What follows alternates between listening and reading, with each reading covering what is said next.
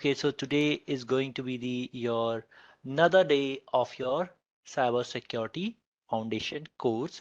So here we are going to talk about the offensive domain. So this is your day 8th in your cybersecurity offensive domain itself. Now, once again, myself Rishabh Kotiyal, and I welcome all of you onto the cybersecurity fundamental course. Now, we are on the offensive security domain. Today is this whole practice the whole course. It's day 22 and offensive security is day 8. So here we are going to talk about today a very simple thing, which is the DOS attack. Okay, which you have heard, DOS or DDos attack, right? So there are going to be two things which we'll be discussing, and this is the whole thing for the day. So what is my denial of service attacks? What are the categories? And what are the DDoS and the botnets? And then DOS tools, then countermeasure to your DOS attack. Very simple thing, simple focus for the day itself, right? So we will be going ahead and we will be starting with the denial of service. So when we are talking about your denial of service over here, so when we talk about the denial of service, what it is going to be, it is going to be the attack on any computer or network that is going to reduce, restrict, or prevent the accessibility of system resource to its legitimate users. So if there is any attack that is going on, and what it is doing, it is just simply restricting, reducing, or preventing the accessibility of a system. So let's just simply say that there was your Amazon account, and you were free on the weekend, and you think, okay, let's just go and check my Prime account and try to see one movie over there, right? And what you happen is when you are clicking on this, your subscription is activated, you're clicking on Prime Video and it is unavailable. So means it is kind of a down. So what is happening? A simple denial of service. So service is not being provided to you. Okay, so in the DOS attack, what attacker they are doing, they are flooding the target with so many of non-legitimate service requests that the traffic, it is going to overload your resource itself. Okay, and now what it is going to be there, it is going to be unavailable for you. Now, if we are going to talk about these, simple things, this is a basic thing that what is happening in the DOS attack, right? Systems, they are not being available for you in simple terms. Now, I will ask you that what kind of, you think that what kind of security pillar is being compromised over here? So, there are three security pillars, basic, C, I, A. So which one is going to be compromised in the denial of service attack? Availability, right? So availability is kind of your availability is going to be in there. Okay, so this is going to be the part which is going to work like this. So what we have the availability being consumed over there. Now, sometimes you might have experience. So DOS, we are saying that they are flooding the victim with the illegitimate your traffic. Now, when I'm talking about the DOS, okay, this was the DOS. First of all, I will give you one more example going ahead. So you can see what is happening here. You are flooding the victim's system with more traffic that it can handle, right? So if there was a limit that your machine can handle, your, let's say for example, uh, 200K, right? 200K of the traffic at a single time, 200K request per second. This was the handling rate. And suddenly if it will increase, for example, and there are 5K, suddenly 500K, your request instantly. So what is going to happen? It is going to get overwhelmed, right? And it may crash, cause the system to go ahead and crash down. Okay, now in this thing, what is going to happen is, second is flooding a service. So we are talking about not only the system, but a service as well. So a lot of services are running on your system like IRC, or there is running like your FTP, SSH, and you are just flooding a particular service. So many requests to that particular service to get connect. that now it is not available to anyone. You can't just simply go ahead and connect with that service. That is going to be causing another your denial of service over there. Then crashing the TCP IP stack by sending the corrupt packets. So that whole TCP IP stack that you were having in your system, that could be corrupted over there as well. Now, one of the example is yesterday, if you remember during the sniffing, what I was saying that when the DSCP starvation attack was happening, okay, and with that there was the DSCP rogue server. So what I was saying that you can first send the wrong TCP IP, settings to the your victim. Now, once you get that, or you can do what? You can give the particular system a particular IP address which is no longer, which is not working. It is a kind of a fake or bogus IP address. So you are going to be completely unable to access the network due to this. Right? So again, this is a kind of the denial of service to that user. So what is happening? This could be done by these kind of the attacks as well, which we were discussing yesterday. Then crashing a service by interacting with it in unexpected manner. So it is expecting a specific type of response from you, that this kind of a process you need to perform, or these kind of steps you need to take. But instead of that, what you did, you goes ahead and you give some different kind of a packets. Like if you remember, uh, Finiscan, right? So what was happening with the Finiscan was you were sending a fin, okay, to start the communication, which was not a valid packet, or Xmas fin push urge. So doing something like this and sending those many of requests that it become crashed. Then hanging a system to causing it to go into the infinite loop, creating the deadlock kind of a situation where you will be consuming resource, and then you are waiting for another resource to get free. And what is happening instead of that, and that is waiting for someone else, and this whole cycle will keep go, and it will be kind of a deadlock. Similarly to that deadlock, here also is going to be the your same scenario over here, which will be creating a loop, infinite loop, and your query will never get resolved, and you will be facing the denial of service. So these denial of service could be a number of things, like I was saying, giving you some TCP IP packet and making it corrupt, and your system corrupt, you're giving you the bogus IP address. So there are a number of way in the doing the denial of service attacks itself. Now, there is this is the denial of service. Then there is something which we call DDoS, right?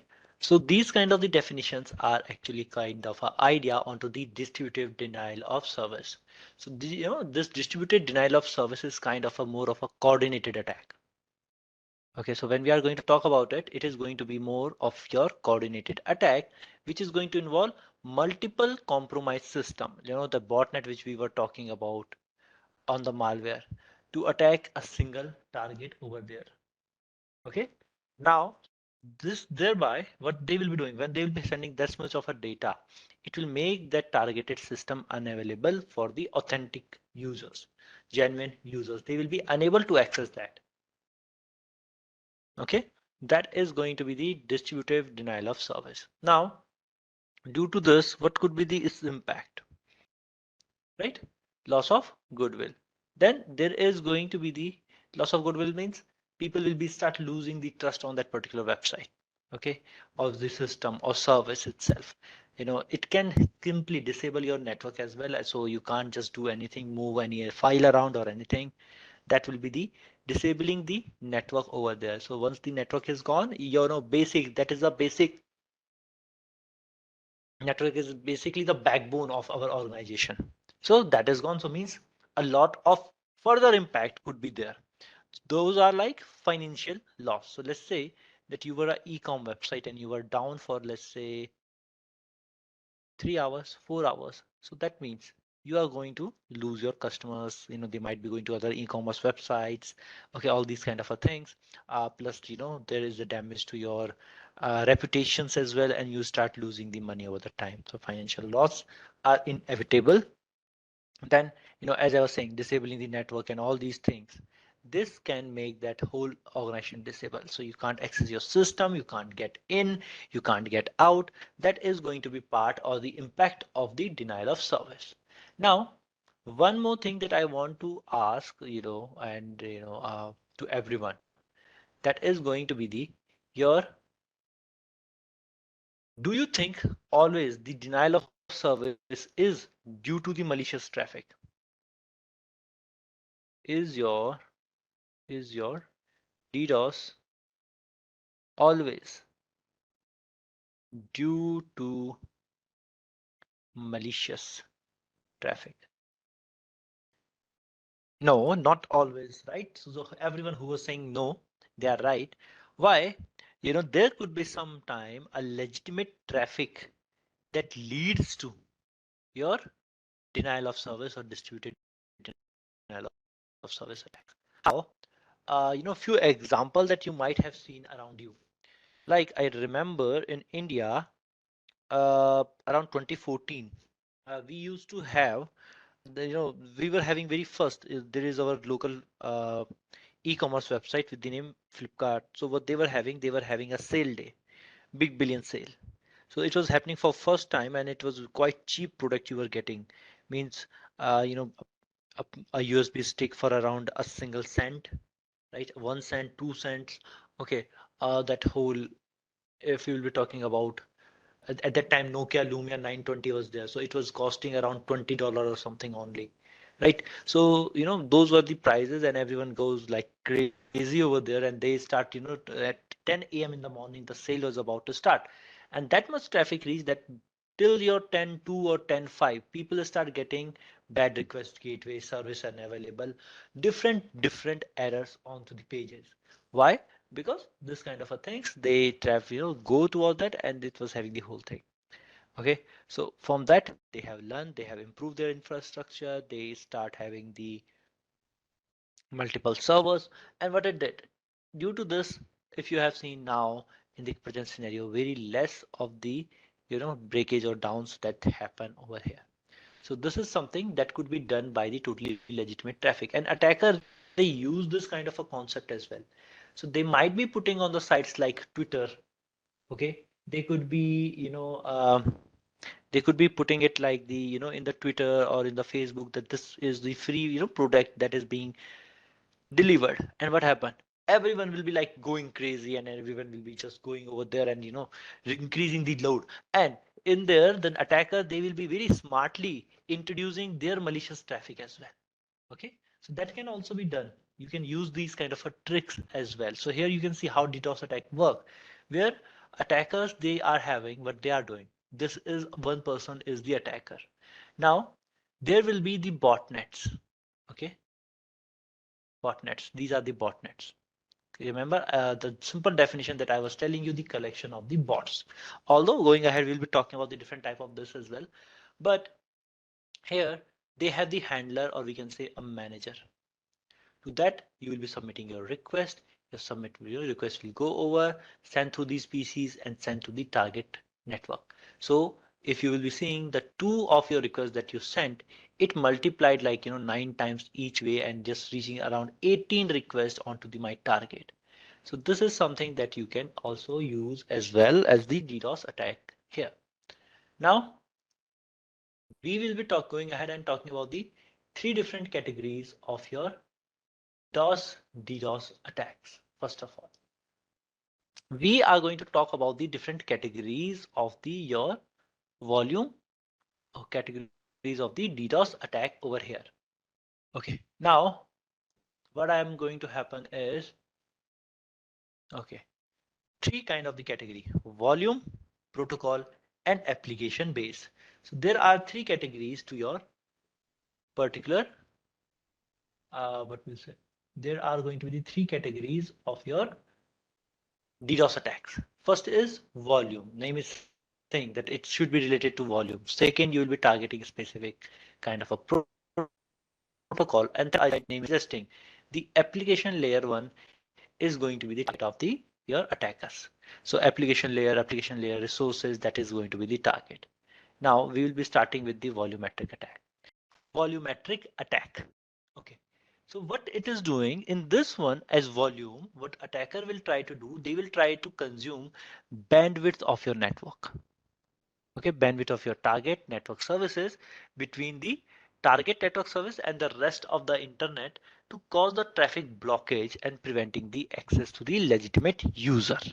Okay, so simple that target is that how many bits they can send at a particular time, right? So this will be something that they will try to consume. Okay, they will try to consume your network bandwidth, and that's why it is going to consider or calculated or measured in the bits per second, that how much bits per second you are getting, right? The size will be depending on this particular kind of a scenario. This will be where you will be depending again. So it will be depending on the bits per second, how many bits you are being sent per second. So in this one, you will be seeing some examples. They are writing like UDP, ICMP, flood, ping of that, which you might have heard like the POD, right? So there is going to be like ping of that or smurf attack. But if we have to divide this onto the bigger category, so there is going to be one flooding and one is going to be the amplification. Okay, I will be coming back and explaining some of the amplification facts to you guys later on. But for now, there is these are the some example like UDP flood. And that mean what?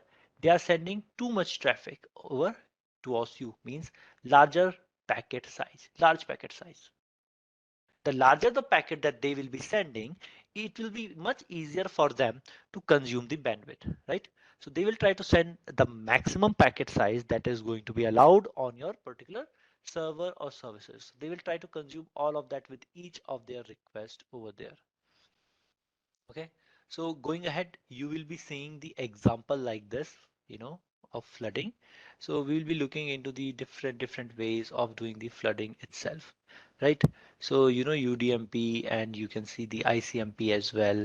So all these kind of things you will be easily going ahead and you can check them out as well, that what is going to be in there, how things will be, all those things. So I'll be showing you this thing simply, so today's it's everything is pretty much simple, small, short. Then there is going to be the protocol. So protocol attack, it consume the resources like your connection state table, which is present in the network infrastructure component such as load balancer, firewall, and application servers. So what is happening? In the protocol, it will try to consume your network resources in simple term. What it is trying to do, it is try to consume your network resources. Your resources like firewall, load balancer, application servers, all these things. How? They are trying to send too many packets, too many packets over there. And what it will be doing? These will be lots of packet, and this will cause, things like your state table, which will be keeping the record of the any request response. They will fill, like just like yesterday we were doing the your flooding attack kind of a thing. So you were sending too many of the requests, so that it is whatever is the needed, the whatever is needed to you, that will just kind of open, just like here you will send a lot of packet and the state table is full. So in the data flooding, you are wanting what, that switch to flood, right? Once it flood, it will be easy cake for you to sniffing the data. So similar concept here as well, that you will be attacking the, or you will try to consume the resources. So try to send too many packets over there. Now, magnitude of this will be calculated in the packets per second, PPS. How much packet per second were being sent over there? That is going to be the one part. Now, there is going to be the some example: SYN flood, ACK flood, and fragmentation attack. So with the fragmentation, you will be fragmenting your packet into the smaller 8-bit size and then forward it to the your target. So there is ACK and SYN as well. SYN flood attack, ACK flood attack, that is also going to be the part of it. Now,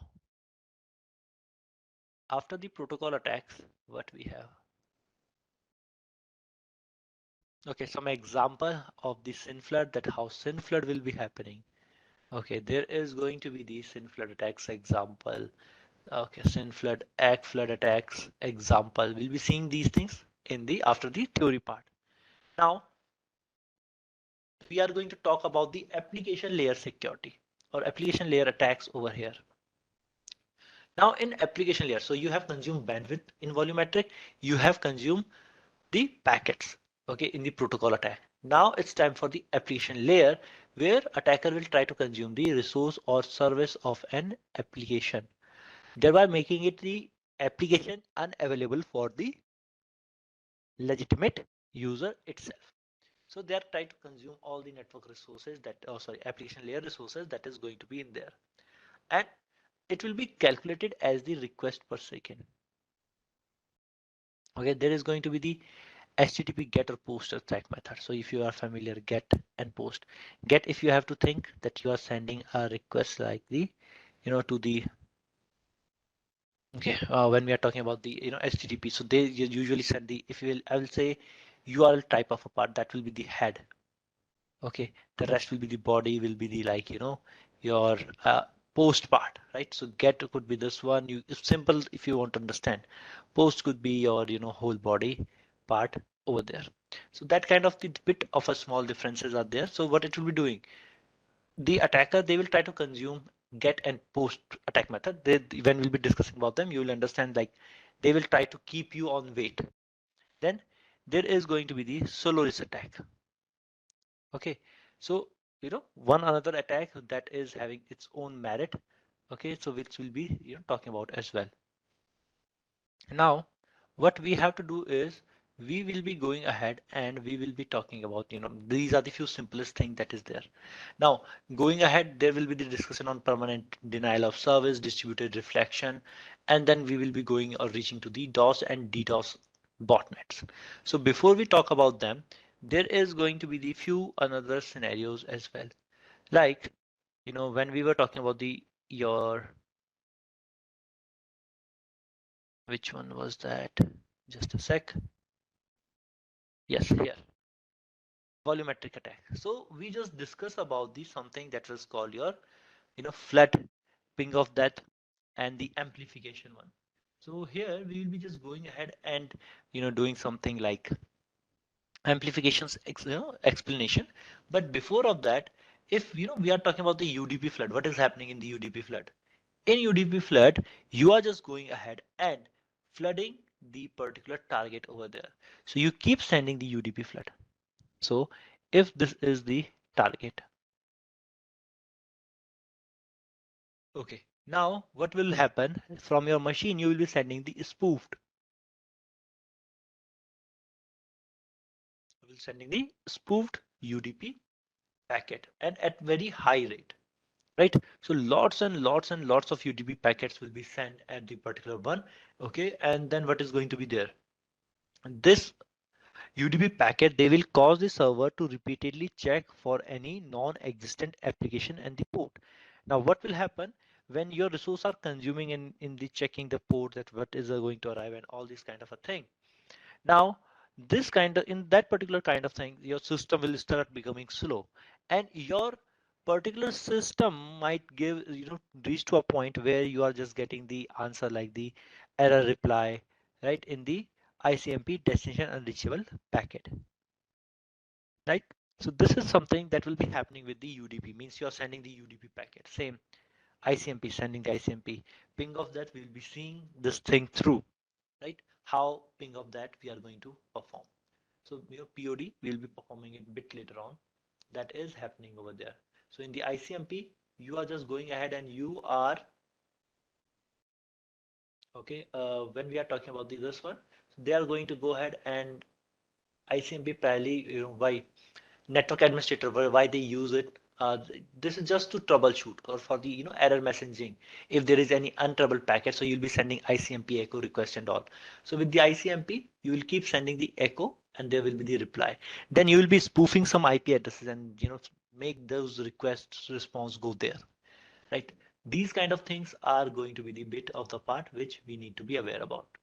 And then there is going to be the ping of that attack, where attacker, they will try to crash or freeze the target system by sending a very big oversized packet with the simple ping command. So that is also going to be there. So actually when we are talking about this, we have a standard RFC 791 IP, which is kind of, giving the limit of a packet size, that what is the maximum packet size that is allowed. So what is the maximum packet size that is going to be allowed? Okay, so maximum packet size that is allowed is going to be the 65535 over here. Okay, so this is the size limit prescribed by the your RFC 791. So what is happening if some of the services is allowing bigger packet size than this? They are obviously under the threat itself. Okay, so this is going to be over there. One thing. Now, then there comes something like the amplification attacks. So let me just erase all this thing and let me, make you understand what is going to be the your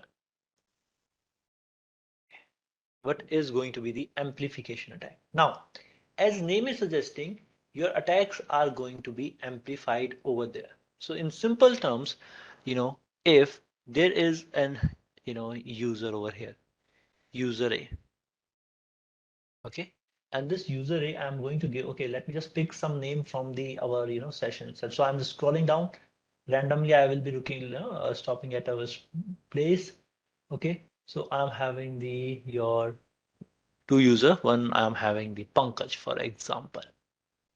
Okay, now Pankaj, and again I will scroll down. So I have another user, Rohit. Okay, so they were working and they have a verbal fight onto some topic. Now Pankaj come to know that Rohit is handling some web server or web services, and he think that okay, now it's time to teach Rohit a lesson, right? So what he did, he think, okay, now I'm going to bring, the service that he is using down over there. So what he did, he used something like your botnets. Okay, so as I was saying, collection of the bots that is going to be the botnet. Okay, so this botnet, these are, usually up for hire. So then there is going to be something like your manager. Now the Pankaj will be sending with the spoofed IP of Rohit any message that this particular person needs a response, not me.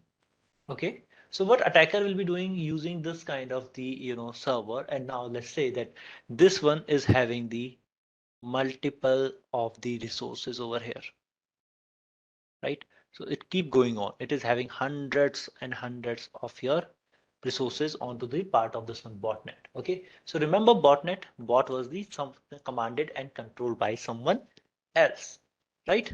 So this is the manager. So to manager, we submit a request that, okay, I want to send a packet over there. So if, for example, in this one, I'm using a simple ICMP protocol, which we use in the ping, right? ICMP packet, which used in the ping. So this is the call ICMP amplification attack. Okay, so what this we are seeing, this is the amplification attacks. Okay, we send a simple ICMP packet, and the response now from all these machines will be sent to Rohit. If you will see, the one request sent by my attacker is now multiplied and being sent over again and again in a number of ways towards the Rohit, right? So suddenly traffic, that one request has increased the lot of traffic on my target. So ICMP amplification attack, they are most commonly, they are known as the your Smurf attack. Smurf attack over here. Now, these are based on sending the high volume of ICMP ping packet to your target host. Simple. This is the simplest one. Now, I can also choose DNS over here. Instead of ICMP, I can choose DNS as well. Now it will become DNS amplification attack. So in this attack, what attacker will do, attacker will send a DNS query with the victim's IP address to any of the DNS server. Right. Now, the which reply is going to be spoofed address of the DNS response. Now what is going to happen if packet requests additional information, like you send a request here that send the information like the zone information, right? So it will be having the these will be querying on behalf of you with the spoof IP address. And what will happen? You are asking the zone and zones and any additional detail from the DNS server. So what will be happening in that particular case, if you are asking something like this, the size of the packet will increase and it will be increased drastically. Okay, and it could be the response packet that is coming from the DNS. It could be 179 times of the size of a normal DNS response packet. So if you said that I want some additional information, so that size will be increased directly. And okay, that size will be increased directly, and the response packet will be 179 times of the normal DNS reply. So you can assume that it is going to be a very big packet with additional details over there. Okay, and when the multiple fake queries like this will be sent, and then there will be the response from the several DNS server replaying simultaneously, so it is going to be easily overwhelmed, right? Root system could be easily overwhelmed because the size could be 179 times. Then in this simple one, instead of DNS, I can use the UDP. Okay, so in the UDP amplification, it is the kind of inside your DNS amplification attack. Okay, so what what they can use the other network services as well, but a simple thing is that when you are using the UDP this time, it will call your Fraggle attack. Okay, so you want the response over there, and these kind of scenarios are going to be there. So usually Smurf and Fraggle in the modern scenario, very highly doubtable, means not always they are going to work, right? Because blocking the ICMP, UDP request investigation, these things are very common nowadays. Okay, so this is the something that could be not working properly. Then there is also the NTP amplification. So when we have, this is the your time protocol. So what is happening with the NTP? NTP, it is another kind of the UDP amplification attack. In this, you are spoofing the target IP address again and sending the mon list request. So NTP, it send the mon list request to the NTP servers. So this time manager will be the head of NTP servers. Now NTP server, monolith request, you will be sending a monolith request to an NTP server, and response size could be 557 times around of the normal initial request. Okay, 557 times of the normal your initial request itself. So you can see these many requests, they are coming back, and it will be like 557 times. So it means already you're sending a very massive amount of data to your target itself, right? So this is something that is happening with the your amplification attacks itself. So these are the some of the very basic types that we have discussed earlier in the very beginning itself, that what is these kind of the your attacks itself. Now there are other type of attacks as well, which we were talking about as well. So here what you are seeing, first is SYN flood. If I will explain SYN flood, automatically this acknowledgement flood will be explained. How, what if you remember TCP three-way handshake, how the normal communication should happen. SYN, SYNAC, and ACK, right? This is the three-way handshake. Okay. Now what attacker will do, target, it will be sending a SYN flag. Okay, to the target you send a SYN flag. Then instead of it replied back, and it replied with the SYNAC. And what is happening, you are not sending the ACK. Then again you send another SYN. Then again you send another SYN. Then again you send another SYN. So keep doing this thing. Now what is happening, your target server, it is waiting for the response here, for this response. So your resource are being dedicated for that waiting purpose, that some response will be going to be there. And what is happening, there is going to be the your just endless kind of the ending over there. And what is happening, you just keep waiting for that, and that response is never going to come, and you are assigning your resources to go and complete the three-way handshake. So this is the one way of doing the your particular attacks as well. And apart from that, what attacker they can do, this fragmentation attack, where the one packet could be divided into the small 8 bytes packet. Okay, 88 bytes packet, small packets, they can be divided over there. So usually what will happen, attacker, they will be sending the large fragmented packets to the web server, okay, with the relatively small packet rate itself. So what is happening, they are going to send that kind of a packet, very small, which will be easily passed through the equipment such as router, firewall, IDS, IPS. So, by firewall bypassing techniques, when we were talking about there, we were talking about the fragmentation as well. So now what is happening? These packets that you will be sending, they will be having the randomized order, and then you will be having the something like, you are going to break them into a packet which is never going to get assembled by themselves. The wrong, sequence ID and all the things you'll be putting over there, and it is never going to go ahead and going to give you the solution over there. So this is going to be the bit idea regarding the your fragmentation. And in acknowledgement, what is happening? You are sending, instead of SYN, this time you are sending the ACK. Now, when you will be sending the ACK, your target will get confused that why I received this ACK. So what it will do, it will be usually looking that for which particular request I am getting this acknowledgement, and they will dedicate its resources to go ahead and then keep waiting for this. And in the fragmentation, same happen. You never send the full packet, and you try to reassemble it as well. And when it, some packets are missing. Okay, now what is happening? You will keep waiting. Your resources are waiting that, okay, and can we get something, or this packet will be complete or not? And things will be totally dedicated for that, right? So this is going to be the, your problem over here, right? So this is something that what we are having at this particular point, like, this is the protocol attacks that what they are using, you know, misusing some protocols itself over there. So there is going to be these kind of the attacks which we can deal with as well. Now we also have something like your, that application layer attack. So in the application layer attack, they are trying to get your resources, which is dealing with, like your server itself. So HTTP client, like web browser, they connect to a web server through the HTTP protocol itself. Now these requests, they can be either HTTP GET or HTTP POST itself.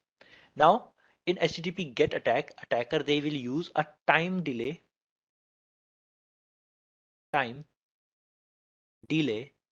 your HTTP header, okay, to maintain HTTP connection and exhaust the web server's resources. So this is the one thing. So they will be seeing the time delay header. So time delay means after a specific time they will keep sending them and keeping the connections open for longer and longer period of time. So what will happen? They will keep them open. So you are keep assigning those resources over there. And in the end, there will be a situation when a lot of the resources are being consumed over there. And in the post HTTP post method, attacker, they will send HTTP request with the complete header. Header is this time complete, but incomplete message body. Message body is incomplete.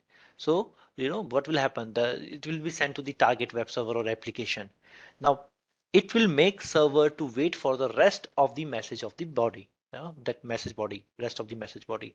So you are sending the incomplete message in the post method over there, and server will be waiting that there will be some response. Server will be just with response. In the get, you are sending the incomplete header, and in the post you are sending the incomplete message body, and your server is keep waiting that, okay, when this is going to come, and it will be never, it is never going to come, and it is going to be in the state where your lot of resources are still in waiting, and legitimate user, they can't get their query resolved. So that could be one thing. And then there is the slow attack. So in this one again, attacker will be sending the partial HTTP request, right? So same thing will happen. Due to that partial one, target server will be opening the multiple open connection and keep waiting for them to complete. Now these requests, they will not be complete, and as a result, the target server, there will be maximum concurrent connection will be going on, one after another. So this is going to be the something that is going to be the part of the your making the web server resources waiting and waiting. And that's why we have the wait policies, that how long you should be waiting for any response to reach. and when that connection should be terminated. You have to decide that, because if it will be keep going on, you will be always just keep waiting for the something to happen, and it is never going to be reached over there. Okay, now if we talk about, there are few more things. There is something like called permanent DOS, PDOS. Okay, so this is also known as falsing. Okay, so it refer to the attack that cause irreversible damage to your system hardware now. Okay, so in some attacks, what we were having, we were playing with the sending a lot of traffic and all these things. Means if I have a better way, a solution or network devices, I can handle them. I can clear my cache. I can reboot them. But in here, there will be something like irreversible damage to your system over there. Now, what they did, they just like, it could be a physical attack as well. They go and they can just kind of just, breakage your wires, or they kind of, just crack your RAMs or something like that. So this will be something that is going to be the, you have to replace or reinstall that hardware part. Okay, so that is something that is going to be the your permanent denial of service. So this kind of thing is known as the breaking the system. Right?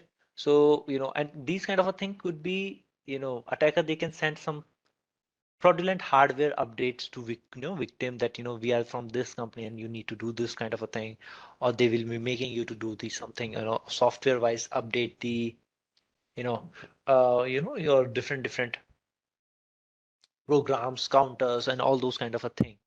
Okay, so that is going to be the there, or even they will be wanting you to upgrade your firmware to a fake one, so that they can control the whole thing over there. So this is something that is going to be the into the part of your permanent denial of service. And then there is something that we know as the distributed reflection denial of service. Okay, which is known as simply the spoofed attack. So you have to spoof the IP addresses over here. Okay, it involves use of multiple intermediary and secondary machine to contribute to the DDoS attack against the target machine itself. So attacker will be first going to the intermediary victim, intermediary to secondary victim, and from there to the your target. So multiple targets are, multiple machineries are involved in the this part. Now attacker, they launch this attack by sending request to the first intermediary host, which then redirect the request to the secondary machine, which in turn reflect the attack traffic to the target. So, just from one traffic to another, and then it is reaching to the your target. So that is going to be the distributed reflection denial of service over here. Now, next thing is going to be the bit of the discussion on the bot nets. Right, so we have already talked about the bot on the other day. So I was giving you a kind of a one-liner on the bot.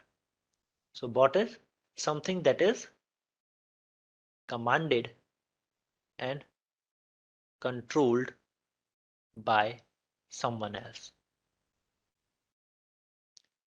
Now, if someone is controlling that, like I have installed a Trojan or a malware or create a backdoor through which I can control this system. Okay, I can just simply send a command and control the system. So I am going to be the owner, and this is going to be my particular bot. Okay, so when you have the collection of like these bots, collection of these compromised devices, that can be used by an attacker to launch a denial of service attack. That will be, one example. The collection of bot is being used for that.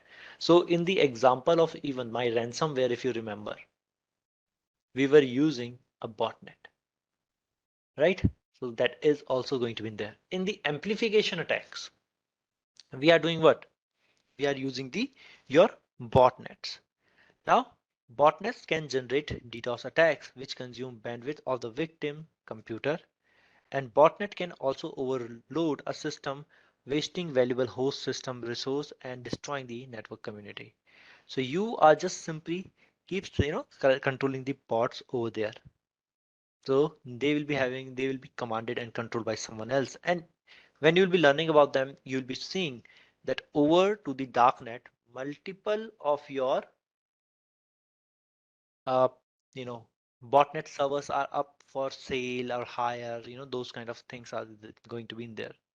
So in here, you were using in the amplification attack as well, we were having something like this. There is going to be one attacker. That one attacker will be having the multiple of the system under the control. Okay, multiple of the system under the control itself. When you have that multiple of the system under the control, through that you can request send them that send the, all the traffic to the target over here. That's as simple as that, right? So now before we just talk about the your DDoS tools that is there, you might have heard something like low orbit ion cannon, high orbit ion cannons as well. So some third party tools as well which you can directly use. We will be using some simple and free ones which is going to be available for us free of cost. Okay, so we'll be using that. So let me just log in over here. Okay, okay. So this is from the evening session. Now we are talking about the your DOS attack. So there are going to be the something like that, which you can easily use. So yes, there are some third-party tools which you can always use, low orbit high ion cannon, high orbit ion cannons. These kind of things are always available for us to use. But simply, we have learned a very valuable tool that is the Metasploit framework, right? So that can also help you to do something or perform something like your uh, SYN Flood. Yes, there is the SYN Flood one, the particular exploit which we can use over there. So what we are going to do, we are going to go ahead and we are going to start with the your Metasploit framework. So we'll be going with that MSF console. First of all, let me start that one. Okay, and my target here already Metasploit 2 machine.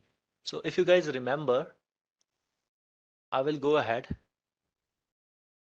and if you remember, what was the ARP scan 192.168.20.149. So in these session series, oh, this was the 149 was the IP address of my Metasploit framework. Oh, Metasploitable 2 machine. Sorry, my bad. 149. This is my target, Metasploitable 2, right? So this is something that is going to be in there. So you can check if you remember, I think if I will go to the desktop and in that Metasploitable 2 folder, and I will do ls. So there was the nmap scan, right? So in the nmap scan, you can simply go ahead and check that whether or not which ports are open or not. Like there is a very simple one, FTP port as well in there. So what I can do, I can try to go ahead and connect to the FTP. So I have to start with the SYN. So I need to do the SYN flood over here. So for that very simple and basic practice that what we have done till now, we'll be doing the same. We will minimize this. We will go in here. And in this one, I will be searching for the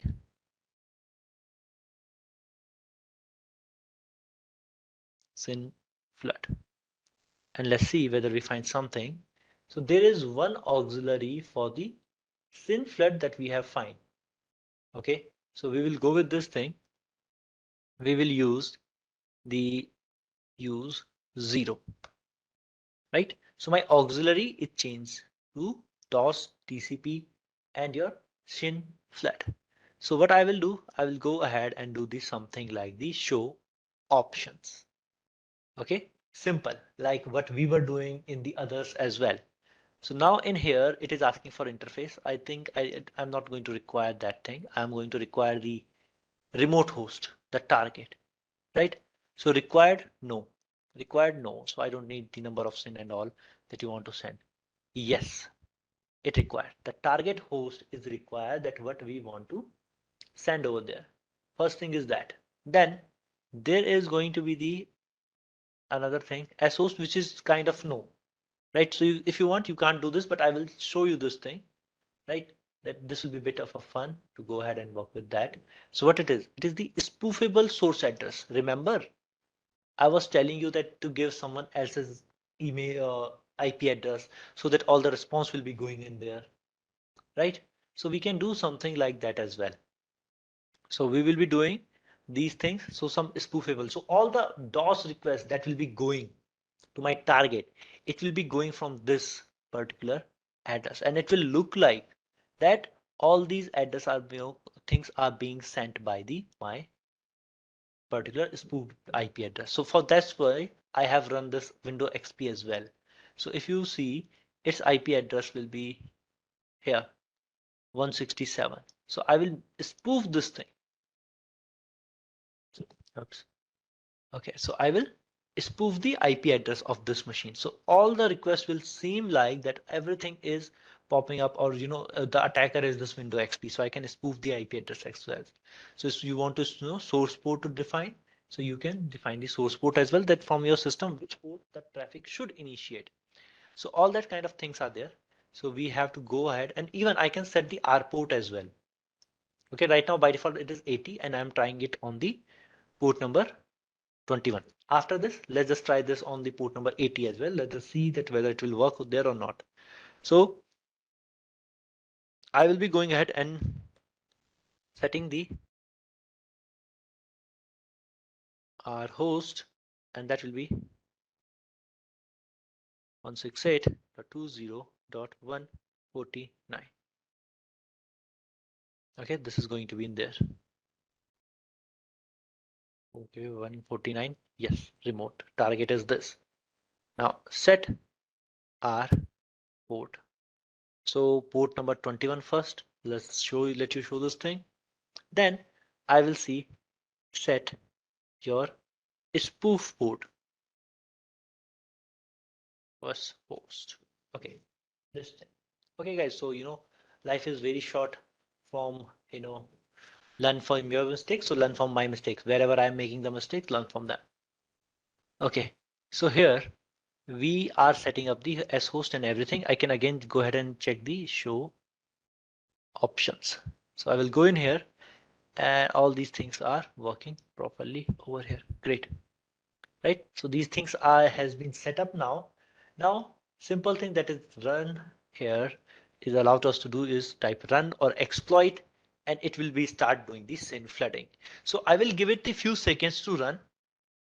Okay, I want it to flood first. Then I will try to go ahead and try to log in over there. Oh, and I start doing this. With this, I could have done one more thing.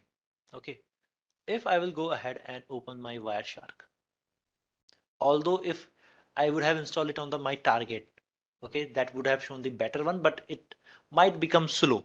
My target can become slow due to all this DOS attack. So that's why I'm just capturing the packets on my machine itself, just to show you that what is going on. Okay, on the Ethernet 0 port. Now, if you will see right now, a lot of packets are being sent, and all of them are saying SYN. Some other packets in between is a normal communication going on. So SYN packets are going, if you will see mostly, right? If I will stop capturing this thing, if you will notice this thing, most of them are the SYN going on.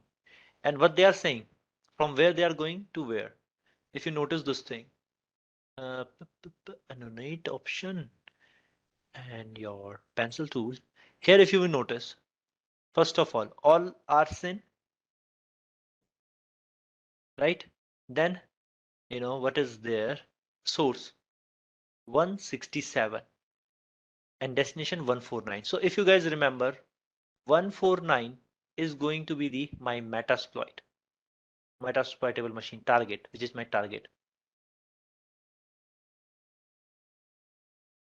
Okay, and my 167 is the XP, not the Kali machine. But here where I am, Kali, but it is spoofing the XP, right? It is spoofing the XP. If you see the notice, 167 is the XP, and it is saying source is XP, but no, in reality, source is 133, my Kali machine. But that's why I was showing you that spoof option. I could have started with the simple, then the spoof, but I think that okay, let's just start with the spoofing itself, right? So this is the option that is happening. And all these requests are going from one place to another, and it will be making a but okay. I hope it do not crash the whole thing all together. Okay, so let me just go ahead and stop this thing but without saving. Okay, here I will. Oh, I too should not have closed that. Okay, no issues. So SYN Flood is still going on. What I will try to do, if you remember last time, there was anonymous user which we were using to go ahead and connect. So FTP and your 192.168.20.149 and enter. So you will see no responses coming.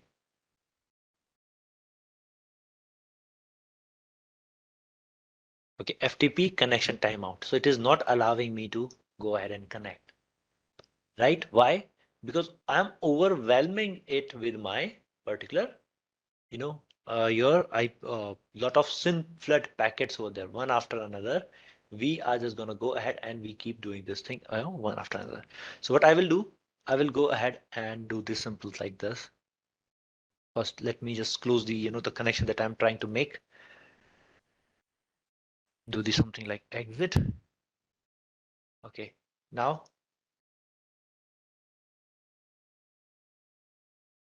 in here, I will be. Oh, where is that? The mush. Uh, where we are running this one. So let me just go ahead and let me where I'm clicking. Yeah. So let me just go ahead and press Control Z, and that is Control C. I should have pressed. I have closed the whole MSF console. Again, I have to set everything. Okay. So this time we will try to go onto the port number 80. Why on the 80? If I will see the web browser, I will open the web browser.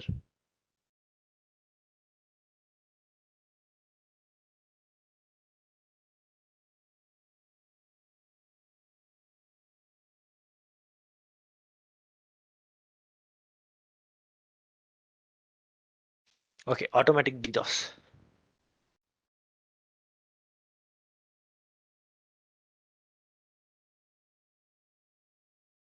Okay, in here.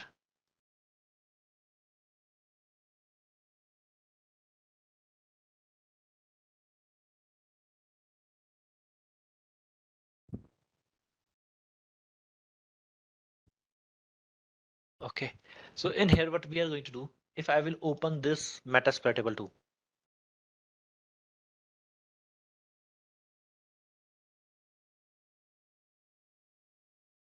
So you will see there is going to be this, Metasploitable 2 kind of a thing running over here.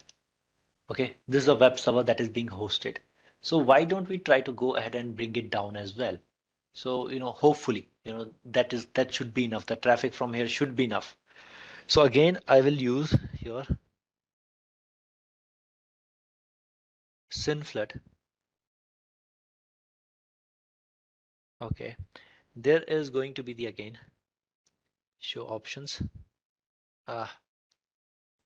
Set our host target is 192.168.20.149. Okay, set our no our port is already set to 80. Good. I will be going ahead and doing it onto the your. Okay, I hope this is the port number 80 where we are accessing it. Okay.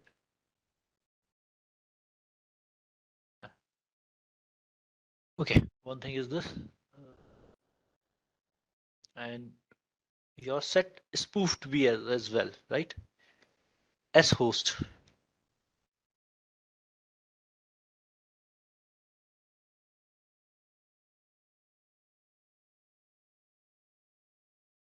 Okay, 192.168.20.167. Right. Now, these are the few things that is going to be in here.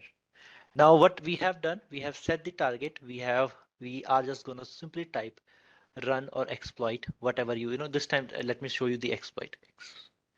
Right, and enter, and it will start SYN Flood. So we will give it the 1 or 2 minutes as well.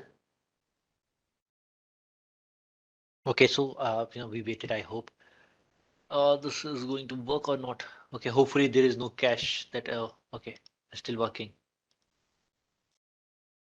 Okay, now you see that I try it with the new browser and try to open it. It just keep loading, right? And connection has time out, right? So this is very simple kind of a thing that what we can do going ahead itself. Okay, this is the your very simple of the SYN flood using this kind of a thing. Now, if you guys remember, I was talking in when we were on the ping last week, right, on the offensive side, and we were talking about, whether your target is alive or not. So you were talking about the ping. So there, one more tool with the similar kind of a name. First, let me just stop the MSF console from doing all these crazy things. Control C, and I force quit all target, and I just, saying that, yeah, task is done. Okay. So let me just minimize this one. Now, to do the DOS attack, this is not the only way. There is also going to be the your ways as well. So again, in the your particular here, if I will go back, okay, we are at this particular part, and here I am going to write like that what is going to be possible. So in this one, we will be typing like okay. So there is a tool with the name hping3, hping3 -h help. So what happened, just like Nmap, it was giving you some flexibility of crafting your packet. This one is also the tool which will be giving you the packet crafting capabilities over there, right? So what we will be doing now, we will be going ahead and we will be just simply kind of flooding the, start doing the flood attacks one more time over here. Now this time what we are going to do is we will be going and use this thing. So it is allow you to, craft your packets according to your need. So we'll be doing the DDoS attack using the hping3 over here. So hping3, it is able to perform things like the SYN flooding, ping of that flooding, right? UDP application layer, flooding, all these kind of thing it is able to perform over there itself. So we will be starting with this and doing the very simple kind of a flooding, over here. Now, what we will do, we will be going ahead and first of all, we are gonna go ahead and perform the just sec. So some of them are on the slides as well, which we were using, like here.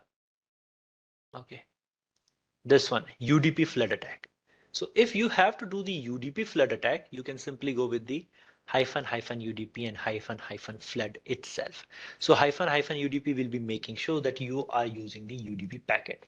So this is a more of a packet crafter tool. So in the packet crafter, what you are going to expect over here is make the full screen. So a lot of the option you will see.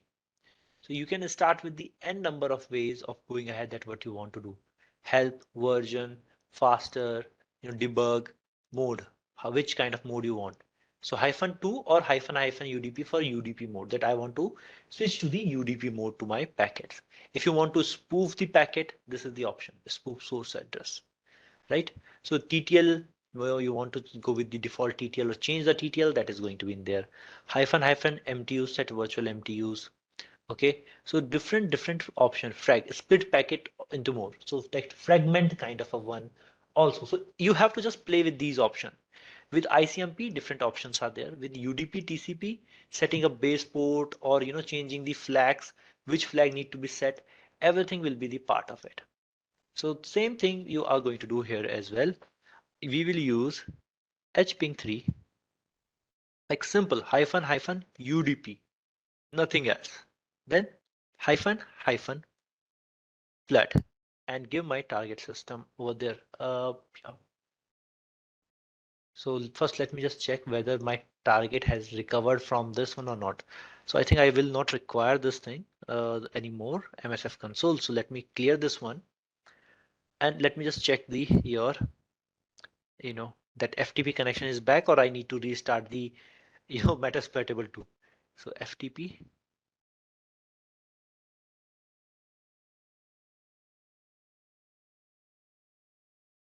Now you can see it is asking for the name. So if you want now, you can go ahead, and this was having that anonymous login allowed, you know, then you can see like this.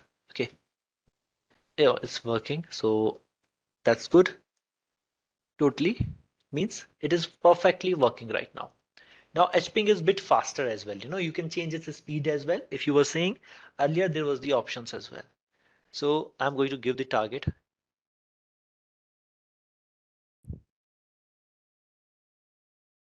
1. I'm not spoofing or doing anything. I'm simply from my IP address itself, I am pinging or I am doing the flood attack over there on the my target. Okay. So it will be going ahead, and you can see where the port will be selected and all these kind of things. If you want to select the port, so which port you want to flood, that is I think important, which we forgot to do. So -P. I don't want to go with the default port because here default port is 0. So I will be going with the -P22 SSH, or let's just try 21 again, or 22 as well for that matter. Okay, and do this thing. No reply will be shown over here. So yeah, we are just waiting for a few seconds. I know, again, like a minute or so that it can bring the whole thing down over here. And we will be doing this SYN flood again from here. So I'm just showing you the okay, with this one, while this is happening, let me do one thing. Wireshark. Where is Wireshark? Why did I close that one?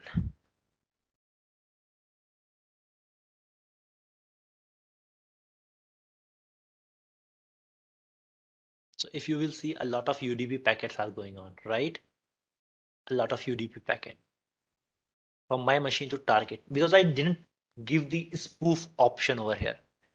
Okay, so they will keep going on, keep going on. You can pick any one of them up. You can check the UDP data, destination port, source port, from where they are going, right? Anything that you want. You will be having the whole value and everything over here. So you can see a lot of UDP packets are going on, right? So what we will do, we will just go ahead and we will be, let it minimize this thing. We will come back and we will be just simply seeing the your UDP attacks over here. So yeah, while it is running, one more thing.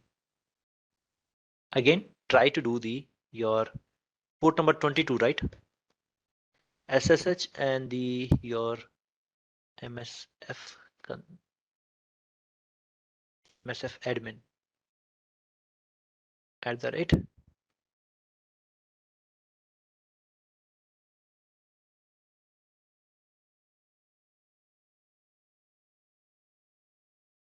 Okay, it's still working. Great. Okay, usually it should be down by now.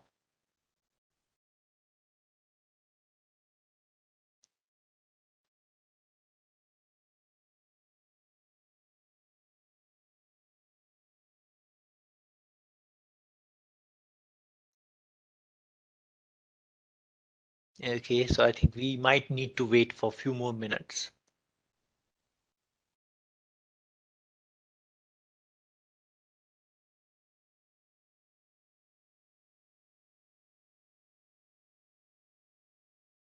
Okay, so let me just clear the screen here. Okay, we might need to wait for a few more minutes, but we are not going to wait for everything. Okay, okay. Do not capture everything. So we are just gonna go ahead and close this one. I think it hit the limit without saving. Okay, for one session, the limit that was there, it was already saved. So Wireshark again launching this one, going back to the my over here, and if I will press Control C over here, you will see around these many packets were transmitted in the meantime over here. Okay, so you can have something like this. So this was a more of a UDP flood. I think UDP flood is not that much effective on the port number 22. Okay, this was something that uh, that I had to thought about before launching that one. What is the problem over there? Okay, but apart from that, what we can do is we can use the let me use it a bit differently. Now, Again, in the hping, what I'm going to use hping 3, this time SYN Flood again. So SYN Flood with the hyphen S. What it will do, it will be setting up my SYN flag. Okay, that I need to send the SYN flag. Here you will can see, here it will be somewhere. Yeah, set the SYN flag. That's what I'm saying. Now we will be giving the target IP address.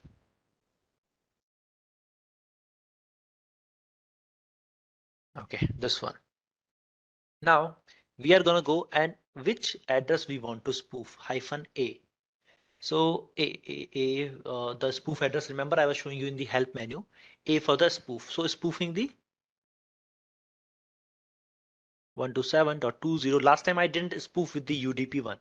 Here I'm gonna go ahead and I'm going to do something like this, 20.167, right? Spoofing the spoofable IP address hyphen P 22. And last time I forgot I was sending UDP to SSH1. Okay, so this time port number 22 again, the same one. And what I will do, I will be sending the your awesome flag and flood hyphen flood option that flood it. Send the n number of the resources and enter. Simple as that. Okay, so we will wait for a few seconds over here.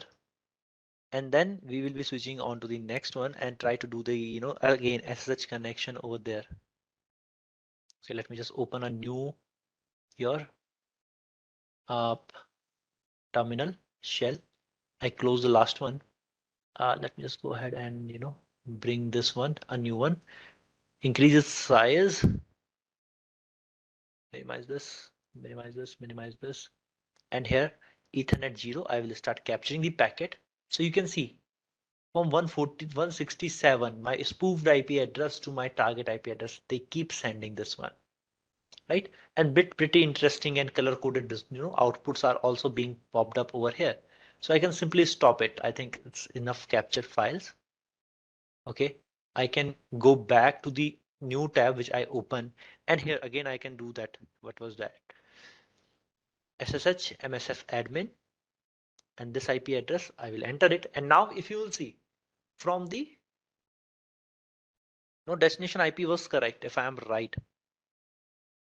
This is the destination IP. Okay, this is the spoof IP. Okay, so some message I read in the chat. That's why I'm responding. Okay, here. Now you can see SSH is not asking me to enter the username or password over there.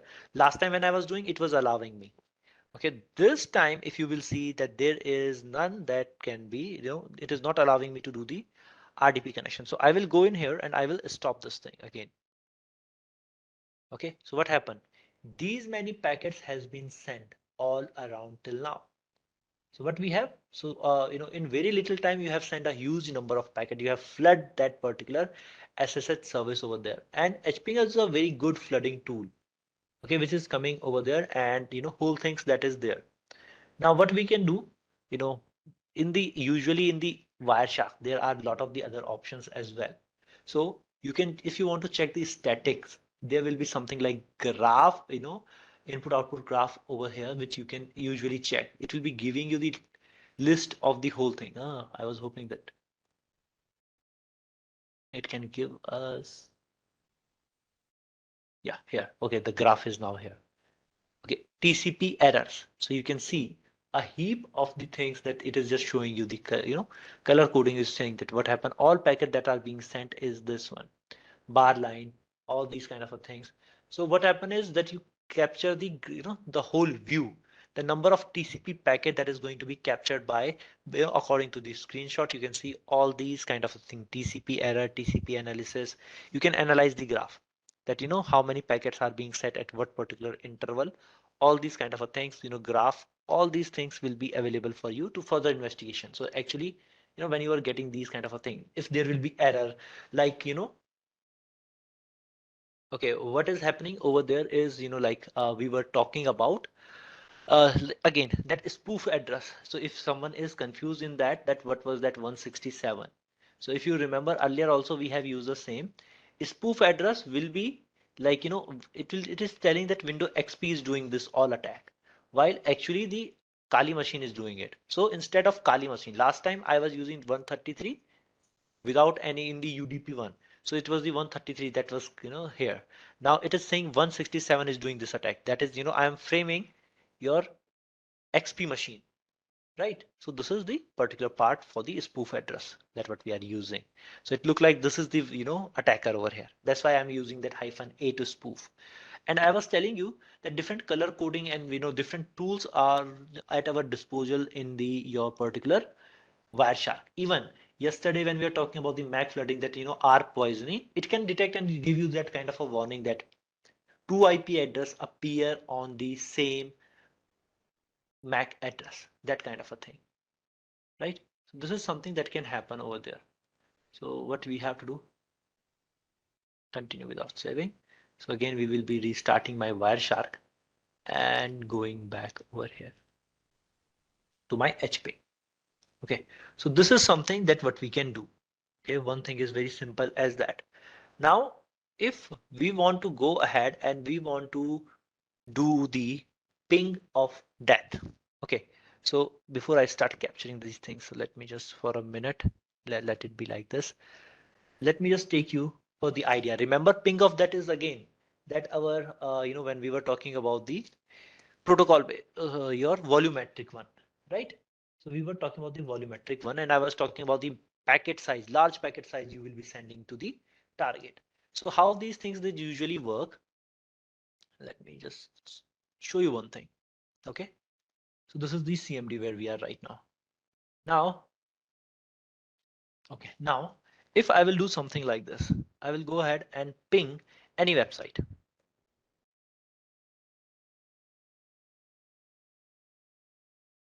Okay, so Google is replying me back saying that, uh, I know that this is the, oh, they are sending this hexaforms of the IP addresses over here. So it is telling you that it is the 32 bytes of data, right?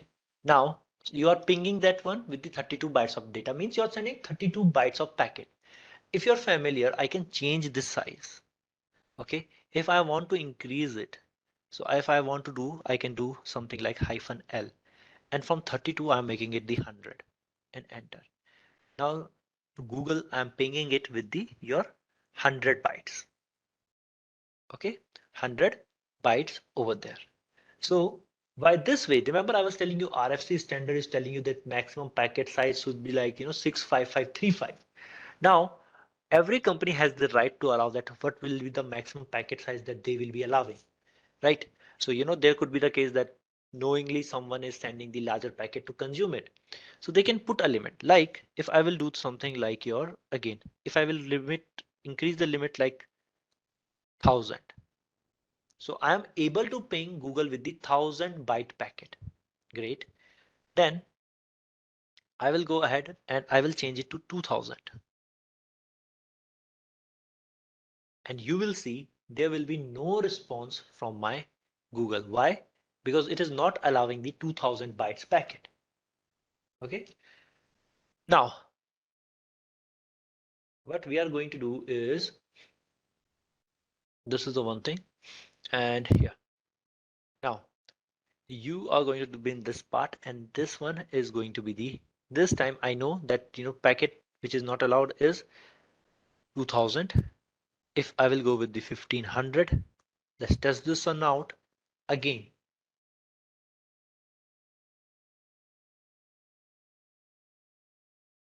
Again, our requests are being timeout.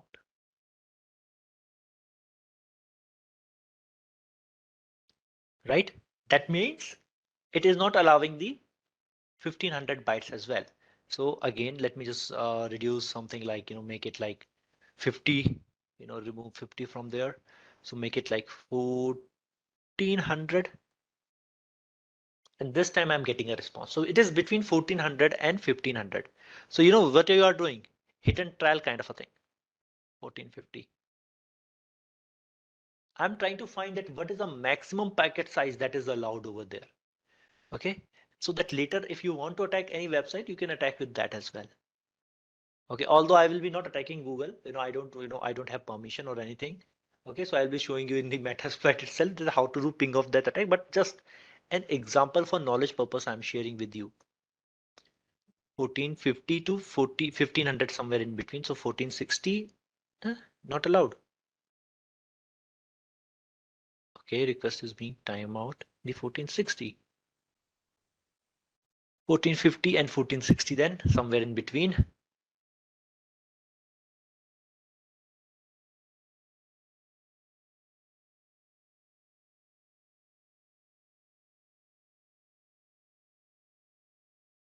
Okay, is this not allowing me or my IP address no longer my Google is responding me? That could be also the case.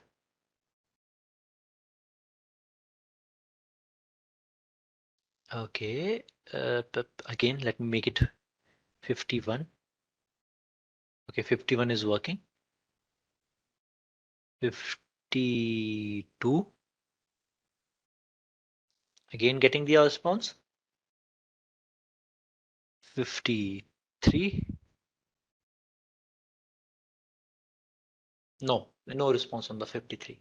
So now it is safe for me to say that my Google is allowing the packet size of the 1452 bytes, right? 1452 bytes over here. Okay, so this is something that they are allowing as well. They are allowing the 1452 bytes of my packet over here. This one. 1453 didn't give me the response. So hit and trial. Now I know what is the maximum packet size allowed on my target itself. So this is something that if you want, you can do these kind of the tasks as well. So once we are doing this thing, now we will see how to do ping of that attack with the same hping 3. So with the hping 3, let me just clear the whole screen. Okay, let me do the hping 3 and I will do hping 3 and what I will use again. What is the data packet size that I want to select with the -d? So I can define like more than that 65535. I can go 65540, right? Like this.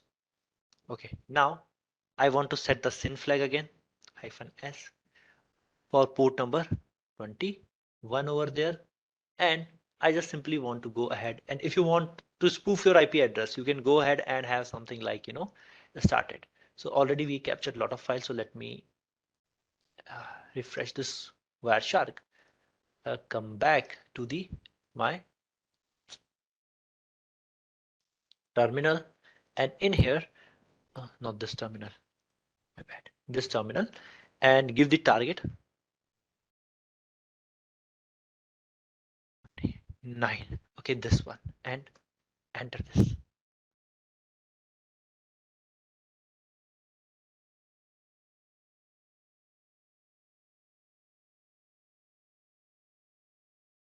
Okay, oh, one thing I forgot.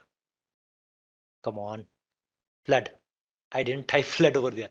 That's why I was thinking why it is just pinging over there. Okay, bye bad. So this one thing that I need to do over here is --flood. Okay, flood was missing. Okay, again, I will go in here, clear all this thing, continue without saving. Okay, now here, I will again press enter and now it will be in the pinging will be in the flood mode. So lots and lots of packet will be there. So we have set the SYN flag and start sending it and sending a lot of packet over there. So in few minutes, the machine will start become slow and already because we are targeting 21. I am 100% sure 10, port number 21 will be down by now.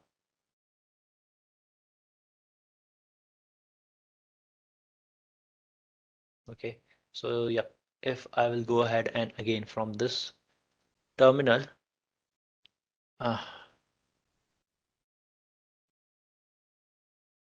right, if I will do this thing, connection closed. Okay, so FTP1, try to go and connect and you will see FTP is again down. Right, so we can do this thing as well if you want to go ahead and do your tasks like this. So, oh no, FTP is up and running. Very good.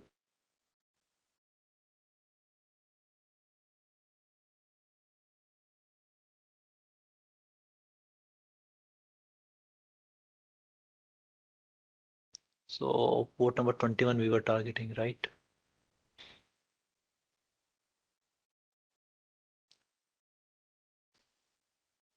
Okay, so in the meantime, just stop these things and you will see the packets that we have captured. Okay, so all these things from your IP address to going to 149, sending the on the FTP itself, and sending those, your where are the SYN flag ones? Okay, a lot of packet has been captured. Okay, so FTP on the FTP it is being sent a lot. So you can see a heap of the your ports are over there. So yeah, still it is just keep capturing. Okay, what happened to you? Look like the DOS attack happened on the Wireshark itself. Great. Okay, now in here, again, let's just try to do the FTP. You can see SSH is not available already. Okay, it is kind of the, okay, no issues. So again, I will try to go and do the FTP one. FTP is working, but SSH is not working. Great.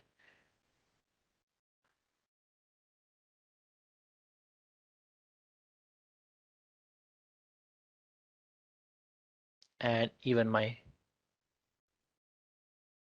okay, Wireshark is closing. So just a minute, let's just close this thing and you can see we have already sent a lot of packet. Look like, we were requiring a lot more packet to go over there and do these kind of a thing. Now, you can try it on your own system. We can use the different options with it. Okay, to go ahead and do the proper your attack on the flag. I can change it with the different switches and all, and use the different kind of the flavors as well in this whole scenario. So just a minute, stop without quitting, and this is something that is there. So one more thing that I will show you is going to be the using the hping 3. We will use that UDP mode that we were using, right? So if I remember, 139 port is open over here. So if you want to flood that one, you can use the hping-p 139. Okay, so that one which we were running, hping 3 -2 or hyphen UDP, whatever you want to go with. Then port number like 139, which use the your UDP, you can use that, and then you can simply go with the something like flood. Let flood this one over here. So it's just up to you that how you want to go there and check this one out and you do the flooding. The different options are always going to be presented to you by the different ways. So UDP, where you can go and do the UDP, there will be the port number, like some port numbers if I will give you, where you can try the UDP ones. You can use the port number 69, okay, for the TFTP, okay, port number 389 if you want to note them down, okay, port number 1900, port number 135, port number 17, okay, port number your 161, okay, I think 17 and 19 as well. So these are the some of the ports where you will be using them. Like port number 161 will be also, that is used, which will be SNMP version 2, right? RPC for 135. So like these are the different your ports where you can use the UDP itself, yeah, UDP flood and all. So these options are always going to be available over there, that if you want to use them, you can always go ahead and check them out. So if you want to note these things, you can go ahead and have the quick look over here. Okay, so you have the UDP and all the others as well. Okay, for the UDP, you can use these things. So if you want to note them down, you can note these ports down over here. Okay, so here, if you have to do the acknowledgement attack, so you'll be doing what? --ack and flag. Okay, simple like that you can have as well in here in your system. So these are the some of the examples that we have seen practically. Now, if we will be back at our slides. So some of the tools, okay, some third-party tools also you can use like LOIC, okay, which will be, I think, much better. Okay, then there is going to be the HOIC, low orbit ion cannon, high orbit ion cannon, Solaris. Okay, you can download, this will be a Python based script. Okay, from the if you want to install it in your Kali, you can install it. Okay, just make sure you have the Python 3 support. Okay, Solaris, Hulk, Pylorus, are you dead yet? And there was one more. I forgot the name, to start it. This was like, RST. That was a framework, a stress testing framework. I think name was the Raven Storm. You can download this one as well. Raven Storm. Okay. This one also you can use for the, your DDoS purpose. Now, some countermeasures as well that we can discuss. Okay. Very simple one. One of the very common which you might have heard like the load balancing. Okay, the traffic will be balanced between the different nodes you can do. You can apply traffic filtering. You can increase your bandwidth. Okay, you can use IPS systems. Okay, traffic filtering means which is allowed, which is not. Bandwidth, you can try to improve your bandwidth. Use load balancer, which will be redirecting the traffic, and using the IPS system, firewalls, which will be able to detect and prevent these, tell you IPS system and firewalls, which can prevent such IP address and such kind of a traffic as well. You can use CDN, content delivery networks, to properly deliver to your target, doing the all the application level till the application level kind of the data transferring or these data directions, content directions. They're implementing the rate limiting, what should be the rate, and then it is going to be, one thing is educating your users, right? So these kind of the solutions are going to be in the particular scenarios. If we talk about, this is more on the defensive side, but these are the some solutions that we can apply to get some of the results over here. So this was today's session regarding the DOS itself, right? So I hope you guys have learned something new.